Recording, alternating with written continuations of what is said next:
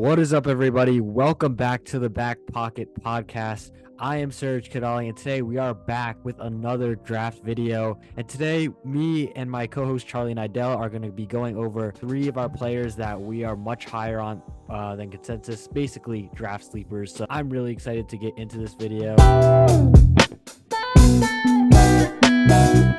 I'm doing great. I'm having a good day. Basically, like I said, just describe what we're going to be doing. We're each going to give our the other three players that we're much higher on than consensus, and we're just going to talk about that. Basically, that's going to be the video. Charlie, you want to start us off? Yeah, I can start us off with someone who I think I've been high on for a while. I was surprised to see him, I guess, as low as I'm seeing him across big boards. I know it's at a position that we're talking about a cornerback here. It's at a position cornerback which I think the top six guys are the consensus top six. You're looking at Wiggins, Arnold, Rakestraw, Mitchell, McKinstry, and DeJean as your top six guys, and almost everybody has those guys as the top six.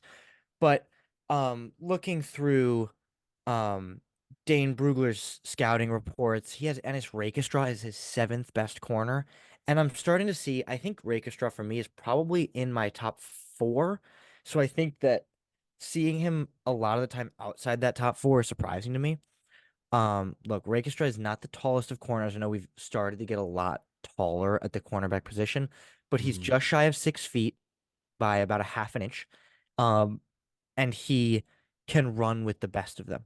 I mean, he runs a 4.5 40-yard dash, which doesn't test very well, but you watch the film and Rakestra is just as fast as the next guy. I really think that this is just a like technique wise, potentially the best corner in this class. Super patient off the ball, super good hands. I think that this is one of the most slept on players in this draft. Yeah, I definitely like Rakeshaw. Someone that I would say probably, like you said, you mentioned top six. He would probably be my number six guy, but I think that's a lot to me liking the other guys like Arnold, Kenyon Mitchell, Yeah, fair.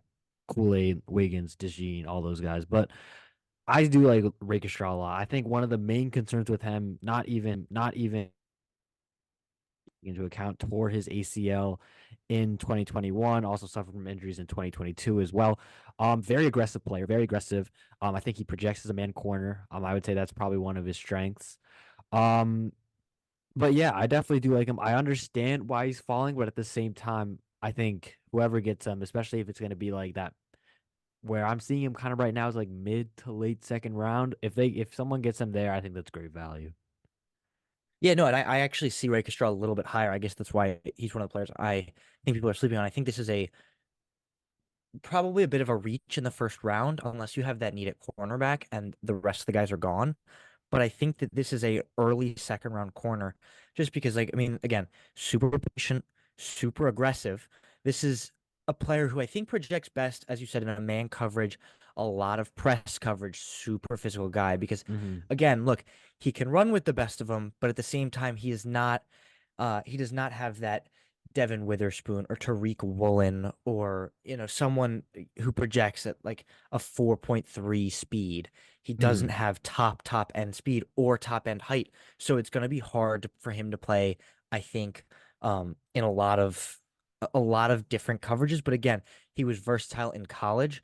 So 3 year starter, he played on the left side, he played on the right side, he played in zone coverage, he played a little bit in the slot. I think this is a guy who projects really well.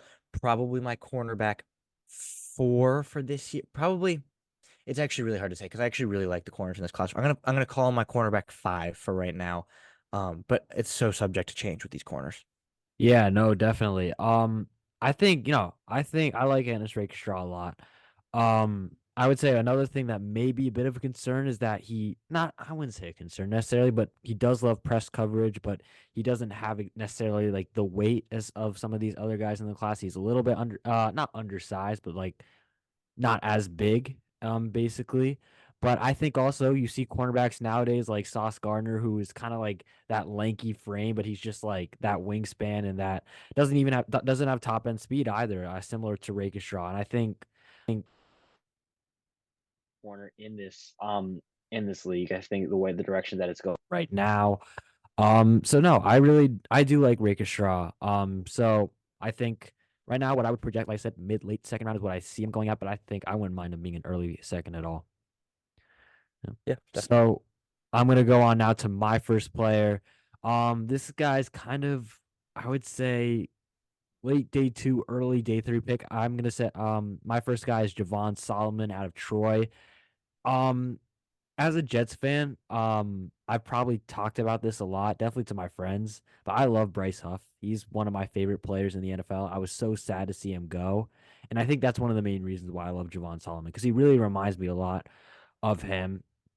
And doesn't like speed. I think he ran like not as fast as a guy like a Four Chop seven Robinson, two, a 4.72. 4.72, So not which is as not fast as the slow. guy. No, it's not slow. I think don't be Yeah. deceived by just Dallas Turner having a insane 4.47 or Chop Yeah, Robinson. Those Jesus. guys are just insane. But it's not even the speed I'm talking about, it's the burst. I think that's something that he projected in really well. When I know I don't have his RAS up right now, but that's something he really projected well in, and that's really kind of what reminded me in film, kind of similar to Bryce Huff there. Um Explosion grade, I think, like you said, he had a in his vertical, he had a vertical of 37 inches, which was 9.35 out of 10. Again, don't really understand it, but I think it definitely it backs up on tape. Someone who the main concern about him is undersized. He is only 6 feet, which is something that people like to dock him for, but I think he really makes up for that with his arm length, 34 inches, something that I think is gonna make him, I think, fine with that lower height, and I think that'll also maybe even play to his advantage sometimes. I think with these tackles getting bigger and bigger and bigger nowadays, it's harder to kind of go and block an undersized guy who can just kind of just like scoot under you, and that's kind of where I think again see similarities to Bryce Huff, and someone who also Javon Solomon, very productive in college, 16 sacks. So you kind of see that he's someone who can produce, and I think the thing that I would say is he's probably either best as a 3-4 edge, because I don't project him as a run stuffer, especially not early in his career, and or a 4-3 where he's a designated pass rusher. I think either of those fits him well. But I think if you want to play him consistently, a 3-4 guy, but I think starting off, he's going to be someone who probably isn't playing a lot of snaps, but don't be surprised if you see kind of early in the season, he's like up there in terms of pressure rate, because I think he's that kind of player who's going to be, like I said, I'm gonna bring up another name, James Houston. I could see him being that kind of player early in his career. So really like Javon Solomon. Been seeing him going fourth round. I would not be upset if someone took him late second, early third. I think that's fine value for him. So I really like Javon Solomon. I think that's a little early for me. I don't think this is a bad player. This is a very um an interesting prospect because this is a very good athlete. But Hmm. when you know, he's a very good athlete for an edge rusher. But when you looked at that, it kind of makes sense considering he's only 6 feet tall. Um, I think, whatever he's got in athleticism, he truly, truly lacks in size. Yeah. It's going to be very hard for him to play. At Troy, he played in a 4-3 system where he was the edge rusher, and he's not going to fit into an NFL scheme like that because he's not big enough to play on the defensive line. I Um, think Truly, I just think it's possible. People have done it before, but for someone who doesn't have power, like almost whatsoever, he's mm, very long frame, but he relies, as you said, on his burst, and it's a really mhm. great burst. He's got a fantastic burst. But playing at Troy, 16 sacks last season, playing against not great offensive lines, not great offensive tackles, to moving to the NFL where he's going to have to play against, God forbid, someone like Penei Sewell, he's going to stand next to no chance just because he's That's too most small. And edge rushers against look, him it's though. most edge rushers against That's Penei Sewell, like, but yeah. I'm saying you could go down the list. I think that he at best projects, look, he's got the skill set, he's got the diverse traits, he's got the burst, he's got a nice set of moves, but I don't see him being a significant player at the next level. I just think his play speed is a little slow. I think he can't drop into coverage at all, and for a small edge No, rusher, he that's going can. to be tough. I'd say he can Um, drop into coverage. He can drop into I coverage. think that Like, there were struggles with coverage. I mean, not that can't be fixed, mm, but I just think that, um, look, a lot of hand fighting he got into, stuff he's not going to win as a small edge rusher in the NFL. I do like him though. I think there is upside there because if he does pan out, he's really quick and he's able to get to the quarterback fast. 16 sacks shows that. But for me, he projects as Mm. probably a fifth round pick this year. I just don't see I don't see the the efficiency being good enough to warrant a day two pick in the NFL. See, I see your point. I think if you get him into a situation where again he's not going to be a first down starter, like kind of hand in the dirt kind of guy. I think if you play him like that, you're using him wrong. Yeah. But I think if you line him up and say, I mean, before the Jets got Hassan Reddick, he was one of the guys I really wanted to take in the fourth round because I think he fits perfectly what a team like that would use. And I think you could see a team like the Niners maybe use a pick on him where he's lining up as a five technique or in a wide nine. Or like I said, I mean that's like a more of a 4-3 system, but I think that would still work. Again, as a designated pass rusher. Obviously, I don't think right now he has the capabilities to play against the run. And even in the 3-4, he would again would probably be a pretty get a pretty limited snap count. But again, I just think I understand there are weaknesses to his game, but I think you can kind of almost disregard those weaknesses by having him in a specialist role. And I think nowadays you're seeing a lot more teams really invest in that third down pass rusher in particular because again, you see some of the best defenses in the NFL like the Jets obviously had one. We saw teams like the Eagles, they had one kind of with uh I think it was Nolan. It was Nolan Smith. I think it was Nolan Smith. And Lions not one of the best defenses in the NFL, but they were a lot better when they had James Houston as well. So I think that's going to be Patriots with Josh Uche. That was the name I was missing. But I think with Javon Solomon, he is someone who you're taking not to play as an every down edge rusher, not to start, may not ever start, but someone who can be a specialist. And those are getting more and more valuable in today's NFL. And I think that's worth a second or third, a late second, early third round pick. Yeah, no, it's fair. I think for me, whatever attributes he's got, it's just going to be really hard for him to fit into most NFL schemes, being only a 6 foot tall edge rusher. I agree. Um, I get that. I get which that. just makes it such a risky pick because whatever speed he's got, whatever burst he's got, whatever moves he's got, it's just going to be so much less effective in the NFL against bigger tackles, better tackles. I So, think that actually could be an advantage for him though, if like just kind of being a bit undersized. Again, if you're playing in that five wide nine where you just get to run at him before he gets like you get a head start to the tackle. I but think he's it's not, look, and it's a player with a good burst. So I agree that that's possible, but it's not the player with the best burst, right? We saw Nolan Jones come out last year as a late first round pick, I believe he Nolan ended up Smith. being. Nolan Smith. I keep thinking I'm in baseball season. Sorry, it's like baseball season I just got started, you. and I Nolan got you. Jones has been one of them breakout prospects. So, but Nolan Smith, we saw as a late first round pick. I believe he ended up last year, or maybe early second. He ended up going. I don't really remember. But he was like freakishly fast and didn't get a lot of game time for the Eagles this year. And then when he did, he wasn't great. So I think that this is someone he's low on draft boards for a reason. But I agree with you. I think when we get into the later rounds, he's going to be one of the more exciting prospects among the next group of edge rushers. You know, he's not going to fit in with the top guys, and he's probably not going to fit in with your second and third round picks. But I think of the day three prospects, this is a guy that teams will be very intrigued by, whether they waste that pick or whether they spend that pick on him. Waste that thing. I Okay. said waste, I didn't Okay. mean waste, but whether they Yeah, no, use I know that you pick mean. on Yeah. him, Mhm. I think ultimately will come down to what a defensive coordinator is looking for, what a GM is looking for. So it'll be an interesting to see where he goes. I think he could go as high as third round, but I think he could go as low as seventh round. It's just on that day, we don't know exactly what each team is looking for. Mhm. Right. Yeah. Moving on. Next up, I guess we'll head back to me. I'm gonna go. I went corner on one side of the ball, go receiver on the other side of the ball. This is a guy who I think, similar to Ennis Rakestraw, is not super low on people's draft boards, but I think I'm a lot higher on him than most, despite his recent combine performance. It's Xavier Worthy. I think people are taking his 4.21 40-yard dash NFL Mhm. record, and they're Mhm. saying, "Oh my God, Xavier Worthy can run."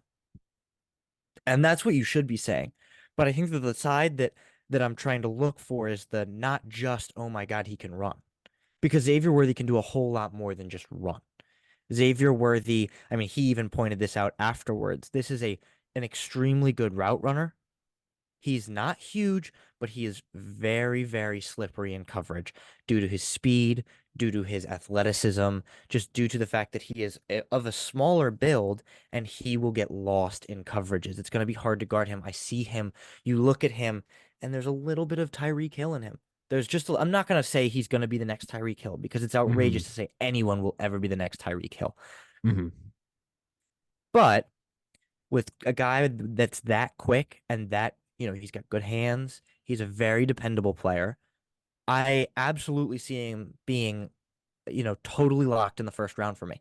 And I feel like I see far too many projections that have receivers like, um, in this one, Ricky Pearsall ahead of him and Roman Wilson ahead of him. Look, these are good players in their own right. Keon Coleman, even at this point, Adonai Mitchell, another Texas receiver. Xavier Worthy is should be a bona fide first round pick because even if it's just speed alone, that is so valuable in today's NFL game.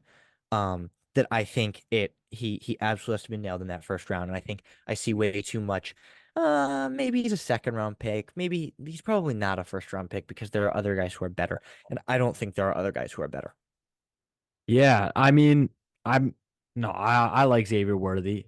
I don't think he's a guaranteed first round pick, but that's just because I think this receiver class is just insane. But with Xavier Worthy, I think don't let him go to Kansas City. If you let him go to Kansas City, Andy Reid is going to use him. And I think there are some weaknesses to his game. I think he isn't a receiver that can beat press man. So you got to line him up as a Z receiver, as a slot receiver, which isn't that big a deal. I mean, that's fine. It's a lot of No, it's really receivers not. nowadays, anyways. Um, I would say also his deep ball tracking also not amazing, I wouldn't say, but I think nowadays in the NFL, you can get a I think nowadays in the NFL, especially with a lot of teams, it's like we don't care what you can't do, it's what you can do, and we're just gonna play to that strength. And Yeah. I think get him in a situation like Kansas City, Buffalo, hell, I would look, I don't want Miami to take I would want Miami to take a receiver just because I think they have other holes that if they weren't addressed, I think it would be difficult for them. But at the same time, I can't say I would be happy if they took Xavier Worthy because that would just be abuse in that system. Just to have Mike McDaniel running motion with him, Tyreek, Jalen Waddle, all guys who run a sub 4.3 40. That just wouldn't be fair. So I think with I do like Worthy, and I would say I would probably take him first round, late first round though. Like I said, I'm looking Yeah. in that Kansas City, Buffalo, Baltimore kind of range. That's what I would say. Although with Kansas City, the one thing is that I would say is that they already have kind of a receiver that is undersized in Hollywood Brown, B a receiver in Rasheed Rice who can't really beat press man coverage also. So maybe they're looking for something different there. Buffalo, I could really see it there. I see it with Buffalo, although also kind of similar. We have two similar profiles with Shakir and Curtis Samuel. But he in terms of talent, he's a first round talent. But a lot of the receivers are in this class, and that's the point I'm really trying to make.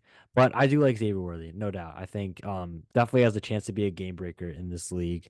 And worst case scenario, he's just your jet sweep guy, which isn't the end of the world. No, it definitely is not. I mean, as of right now, I project Worthy. I believe you said I project Worthy to land in Buffalo. I think that would be I a do like pretty that. great landing I spot I for mean, him. no, not as a Jets fan, but I like that like fit wise. I think that I would be think that would be a really, really great landing spot for him and a great addition for the Bills because we know Josh Allen has top end arm talent. With a receiver like that who can burn, I know he's similar in stature to Khalil Shakir, but a totally different player. Shakir was a lot less deep routes last year. Mhm. That was more of Gabe Davis's role, which is interesting because Gabe Davis is not a guy with top end speed. But he's more of the Yeah. jump ball receiver Not who would go up and get it. Um, Yeah. I don't so know. I don't even think he was that great at that either, though, which is no, why he that fits wasn't. kind of, He yeah. really wasn't. He was in the playoffs a couple years ago, but Gabe Hmm. Davis has not been great for a little while. I think Xavier Worthy Bills would be a great landing spot, but honestly, I don't see why he couldn't end up going in the late teens or going in the early 20s. Um, I could definitely see. Look, I have Brian Thomas going to the Colts right now at 15, I believe that is. Hmm. I could absolutely see Xavier Worthy going that high because someone with his Oh yeah. speed, it's extremely rare to come across. With And someone with his traits, the sky's the limit. Like the people are, traits, I could see him getting drafted top 20. People would be like, "What?" But it's like he ran the fastest 40 it makes ever. sense It makes because we're sense. also seeing the development of deep ball receivers. I mean, Jalen Hyatt last year I was surprised Jalen Hyatt fell as far as he did, considering he was a Bolitnikoff winner who was just an absolute deep threat. And we saw flashes of it this season for the Giants. But Mhm. you look at the guys who succeed in the NFL, and you've got Tyreek Hill, Marquise Brown, who's now with the Chiefs, is a great option. And I think that someone with the speed of Xavier Worthy, who is not only a deep threat, I know that's his main trait, but we have to look past that and look and say he's not just a deep threat. That deep threat creates so many opportunities for him. Great on curls, great on comebacks. He is a good slant receiver with that kind of speed. Good luck finding a corner who's going to follow him across the field. Mhm. Good luck. Yeah. So I think this is a guy who is getting slept on almost because he's so fast. No, So I get it. if that makes sense. You're trying to like find like You're trying weaknesses. Like people try to yeah, say that you're he's trying to compare fast, him but to he's like not John good. Ross or Mecole Hardman. Like you're trying I to mean, compare. That's what you're well, trying but to for a do. long time, I think people also said like Tyreek Hill is just fast. He's not that good. Exactly. Exactly. No, I People get said that. that. I heard people say it about Tyreek Hill, Mhm. and Tyreek Hill is indisputably the second best receiver in the NFL, potentially the And first. yeah, I So think that's why I look, think Worthy's route running almost gets underrated because he's absolutely it fast. does. Yeah, Just because he can't impress doesn't mean he's not a great route runner. So I really, yeah, I do like Xavier Worthy, and I like I said, I think he's a first round talent. easily. But now, I think staying on that receiver theme, I'm gonna go with another receiver. I'm gonna go with Jalen McMillan. This is a guy that I have really liked for a long time. Someone that, again, like I said, Jets fan. I've mocked him in the third round a lot to us at 72. But if I'm being honest, I don't think he's gonna get there. I think he's a second round talent. I mean, I think he's a borderline first round talent, but late first. But I think I really think he's being slept on. I know he's a slot receiver, but I think nowadays, I think currently in this modern NFL, slot receiver is basically a position at this point. If you don't have a slot receiver, like what are you doing with your offense? But I think Jalen McMillan is I would say, one of the most polished route runners in this class. His 40, I think, was like a 4.47, something like that, which like Yeah, nowadays is like that's quite fine, good. Yeah, it's a but very good 40 dash. it's like solid, but like his quickness, he's quick. He's like not fast in the same way, but he's quick. And I think that's also reflected in his route running, his release. Another guy that, again, I wouldn't say he plays against press, but he could be a good Z receiver. Obviously, his preferred position is slot. Someone who I think really he kept up with Roma Dunze last year. Not the last year, like I'm talking about like 2 years ago, not this past season, where he was kind of had very similar numbers in production compared to Odunze. And this year was injured for a little bit, so he kind of lost a bit of that. But even when he came back, you could see he was putting up numbers in an offense that also had to feature Dylan Johnson, Roma Dunze, and Jalen Polk. So if you're getting targets in that offense, it must mean you're doing something right. And I actually would put McMillan above Polk, which I know a lot of people have Polk above him. But I think McMillan is someone who I think gives a pretty decent floor. I think he gives a decent floor as someone who, again, he's gonna get open a lot of the time, decent hands, good on deep balls. Obviously, if you weren't good catching deep passes, like why are you on Washington? That's their offense. So I think that's something that's a strength. Weaknesses, I don't think, again, I just don't I think he's a pretty complete player, honestly. And I'm surprised he hasn't gotten a lot more love in this draft class. Again, it's not even a weakness thing. It's just you don't align him there. You don't.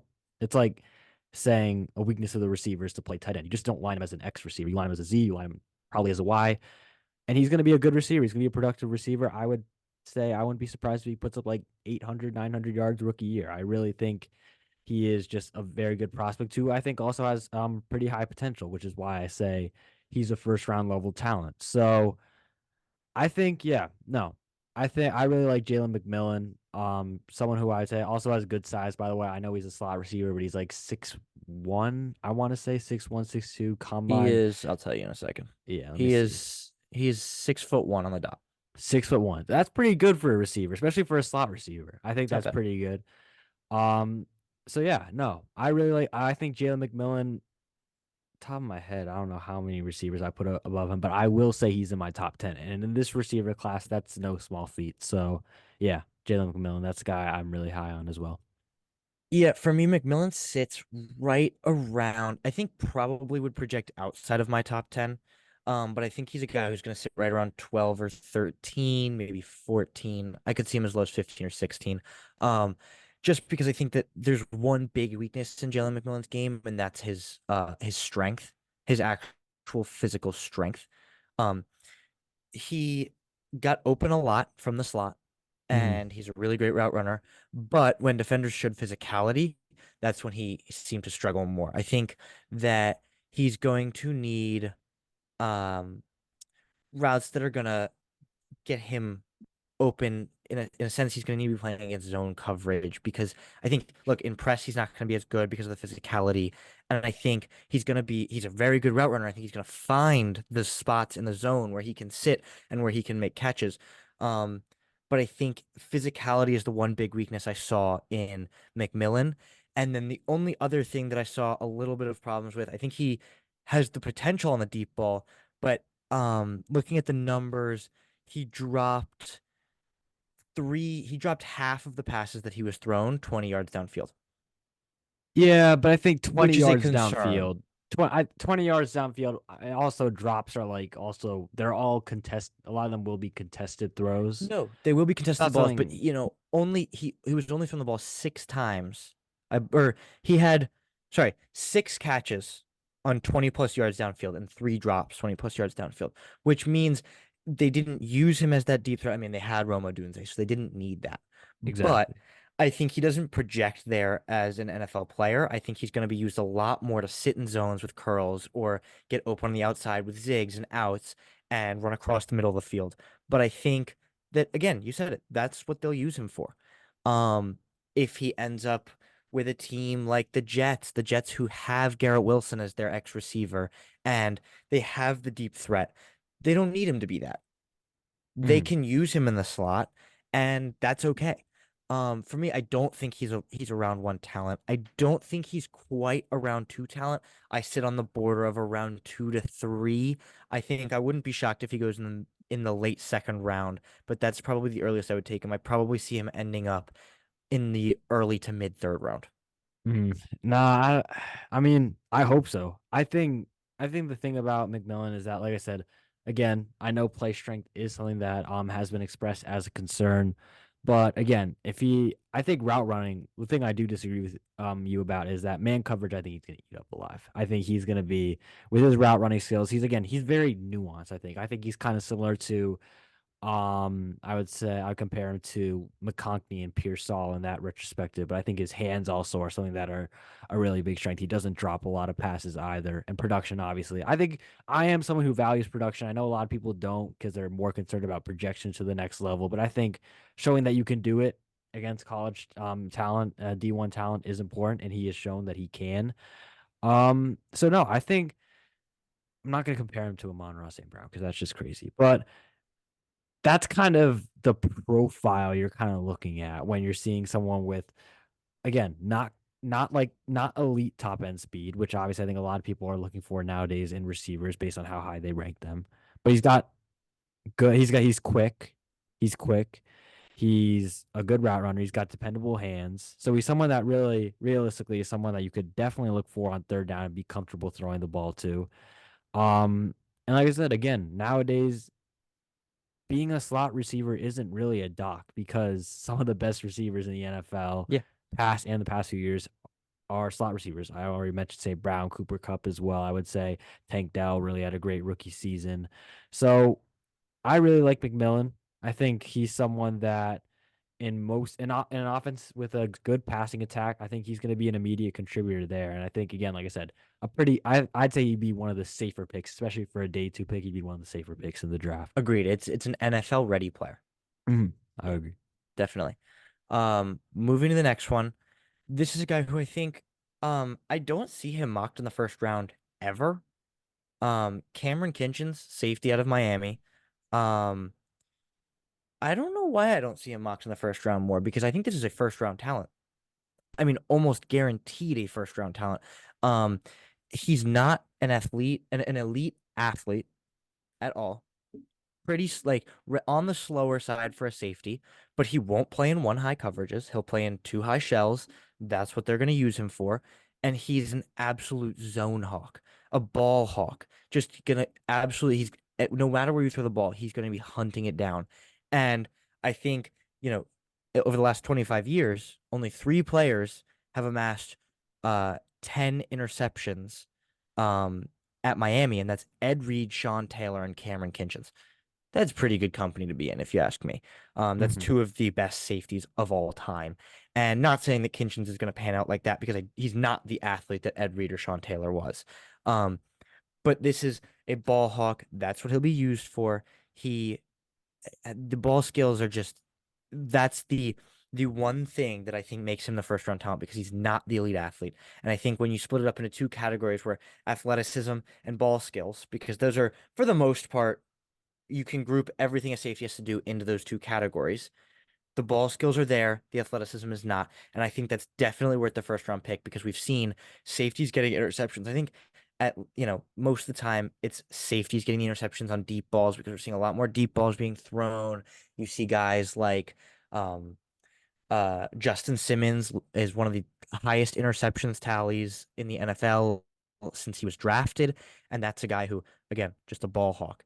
And I think Kinchens fits into almost any defensive scheme because he'll play two high, he'll play three high, he'll play four high, anything but one. And I think he's okay. And I think that's why this is a first round pick. And these are teams need safeties. I would be very happy if the Giants were able to grab Cameron Kinchens in the beginning of the second round because with the loss of Xavier McKinney, it's a little tough because Xavier McKinney is a guy who played in a as a sole safety.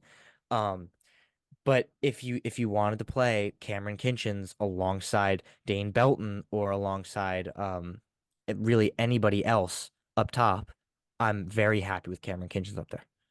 Yeah, no. I like Kinchens.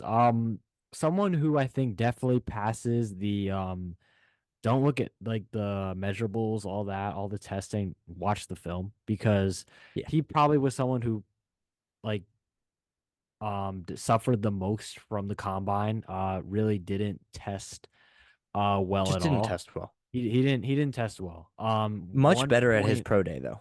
Yeah, no, better at pro day. Okay, this isn't a complete RAS score, but this was 1.83 out of 10.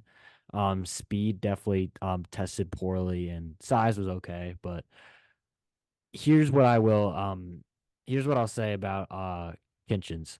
Or not about Kinchens. I'm actually talking about safeties in general. I think safeties are one of the safeties and running backs, I would say, are the positions that are and linebackers, I'll say, are the positions that I think rely the least on RAS score, or that it matters the least. Because I think one of the most important things about safeties that are is instincts. And Kitchens, I would say, has the best instincts as the this entire class, and that's kind of what makes up for lack of measurables because you see him flying all over the field. Like he's very rangy, and you're like, how does Throw a he? deep ball, he'll be there. Because of his he knows he'll be there. He will be there. And that's why he plays faster than a lot of these guys who will test better than him. So I'm not really gonna debate you much on this. I really like Kitchens as well. Probably obviously again, his testing numbers really are not good. So I think for that testing numbers do matter to a certain extent. I think they matter a lot less for safeties, but at the end of the day, it's going to be the reason why he's likely isn't the first safety off the board, might not be even the second or the third off the board. I could see guys like I said Newman, but I think Hicks could go above him. I think we could see Adrian Taylor or Demerson go above him. So we'll see. But I really do like Kitchens. I think he's a prospect that, again, like I said, if he fell to the Jets at 72, I would be more than happy to take him Oh, absolutely. there. So yeah, no, I like Kitchens a lot. Yeah, definitely. Hmm. You want to head All to your right. last guy? Yep. The last one of the episode, going from slot receiver to slot corner, and probably gonna call me a bit biased for this one, but I don't care. I really like him. Mike Sainristil from Michigan. One of the key parts, one of the unsung, I don't know if unsung is the right word, but he was not doesn't get the same coverage as some of the guys on Michigan, but he was a huge part of our defense last year. And we talked about slot receiver, slot corner, another position that's really becoming not a necessity. Like it's an every down, almost every down position at this point in the NFL. I know, like, kind of the saying is nickels become the new base. I think that is something that I think really rings true. And if you don't have a good slot corner, I think cough the Niners, it could come back to hurt you. And that's why I think that's another spot where I could see him maybe the Niners take again. Surprises always happen in the draft. Maybe they take him at 30. I could see it happening, or maybe they trade back and take him. But overall, I really love Sanders still, someone who I would say is the best pure slot corner in this league. I mean, maybe you could argue like a Dejean is a slot corner, but just talk about guys that are definitely slots. I would take him as the number one guy. Physical, he's tough, which again is gonna probably annoy a lot of slot receivers who are in the slot for a reason. Let's be honest. Not that no, well, no, that's wrong, but they're not as big. So it's like it's not because they're less talented to be on the outside, but their profile fits them in the slot. And Senior Still's a guy that's tough. He's a guy that's gonna really kind of he's gonna be physical. Not only in the pass game, but in the run game, which is also very important. If you're running nickel more than 50, 60% of the time, which most teams are nowadays, you got to have a slot corner that can tackle. And Sanders still, I think, will come into the league and be one of the better ones immediately. Another guy that I think is a pretty safe prospect, I would be pretty comfortable taking him. And then the off the field stuff, I think he's he's a leader. He's a guy that I think he's not going to be intimidated the moment he steps into an NFL locker room. He's going to be a guy that people respect. He just projects to me as like a solid. He's going to play solid throughout his entire. He's going to be a guy that plays later into his NFL career because of that. I mean, obviously it's harder to be older and be a good cornerback than other positions, but he's a guy that's definitely going to stick around for a while longer than a lot of these other guys that are probably higher than him in this class. So yeah, big fan of Sanders still. Again, being a slot corner may knock him down a little bit, but I think he is a very good prospect. Again, I would say he's a second round talent, definitely. Yeah, agreed. This is absolutely, I think, a back end second round talent, a second round talent nonetheless. Um, I think what I am the only thing I'm worried about with San Francisco's draft stock is because he's only 5'9", teams will knock him before he even steps into the room. Some teams will take him off their board the second they see that he tested 5'9", and it's just what it is. Yeah, Some as it teams is. will do that. If you have a slot corner, like look, the Lions are not gonna consider Sainristil because Oh they've yeah, got they've Brian got like that. Blanche. They've They got got Brian Brian Branch playing Branch. nickel corner. They They got Meek they will Robinson never too. consider They're Sainristil. not always. Yeah. But there are some teams who in need of a slot corner. You said it. You play with a lot of nickel nowadays, and that needs the third slot corner. Mm-hmm. And I think that, as you said it, in terms of slot corners, he is the number one in this class because I don't think DeJean's a slot corner at all. I think he could end up playing some minutes there, depending on where he goes. But Sainristil still is, as a pure slot corner, is the number one in the class. And really, I think what he lacks in height, he makes up for it in aggression. He's another ball hawking player. I think he had 6 or 7 interceptions last year for Michigan. Um, Look, it's a guy who is a bona fide talent. He's very good hands, very good in coverage. The only problem is height. He doesn't have top end speed. He's very average speed. But again, for a slot corner, he's Mm-hmm. fine. It's fine. Yeah. He's absolutely fine. And I think that's the only concern for me. If he was 3 inches tall or 2 inches taller or ran a tenth of a second faster, I think he skyrockets up draft boards. But because he lacks height and speed, more than half of the teams in the league, I believe, have knocked him off their boards unless he falls to the third round because it's just not what they're looking for. Yeah, I You mean, know, I've seen him. Yeah, no, I've seen him listed as 5'9" sometimes. I've seen him listed as 5'10". Either I mean way, the I the see that. combine measurements have him at 5'9", Yeah, five no, foot nine and almost a half. Which look, it's not too small to play corner. It's too small to line up against DK Metcalf. no, yeah. It's too Although small to line up on the outside. I will say, when Will Johnson got injured, our starting cornerback, during the Ohio State game, he lined up a couple times against Marvin. He held his own. Obviously, not saying he should be doing Look, that at the NFL level, but he can handle.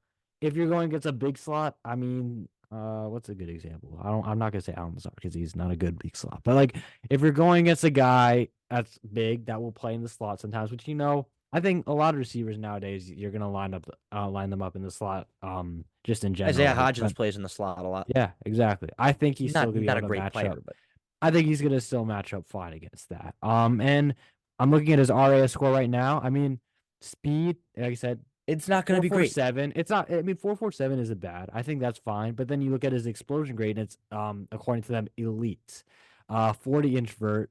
Um, I don't know what 10, 11 broad means, but it's elite 10 feet, according 11 to inches. them. 10 feet, 11 inches broad jump. That's pretty good. It's quite good. Great 10-yard split as well. I think he tests just fine. Again, like I said, the height is the one thing that does really drag him down. But I think I would be totally comfortable with taking him. For me, anywhere in the second, I'm totally comfortable with taking him just because again, I think he Agreed. really offers um a good floor, and I just think he's a guy that his the way just the film and his attitude just backs up that he's gonna be a good player for me. Look, I think that Sainristil is absolutely a guy who I think there are the top six corners, and then there's Mhm. Sainristil. He's right there. So I think depending on how many of those corners go in the first round, right now I have five of them going in the first A round. lot of teams need a corner. That's all I I will could say. absolutely see six going in the first round. I could see seven going in the first round. I could definitely see Sainristil going in the first round. However, I think grade wise, I'm gonna say he's more of a mid to late second round pick. Definitely a second round pick though, because teams need a slot corner. There are definitely teams out there. There've got to be at least, at the very bare minimum, 10 teams who need a slot corner in the NFL. Mhm. And Sainer still projects to be a very, very solid nickel corner, who can play, you said it, 10. We could see him for the next 15 years in the NFL. So I think that if teams are willing to take a chance on someone who does not have top tier speed and does not have good height, it's absolutely it's depending on how far he falls, it's a knock it out of the park kind of pick. Yeah, If you see this guy in the third round, he should be the first player taken. He should oh be the yeah, only guy on your mind because this is absolutely. a talented corner. Anyone who grabbed six picks in a season, playing corner in such a big conference for such a big school, should Mhm. be taken early. Yep, I agree. Yeah. Well, that is it for the video. Again, if you enjoyed, make sure to like and subscribe. We're gonna be pumping a lot of these videos out soon. I have a mock draft that's gonna be coming out soon, so make sure to check that out.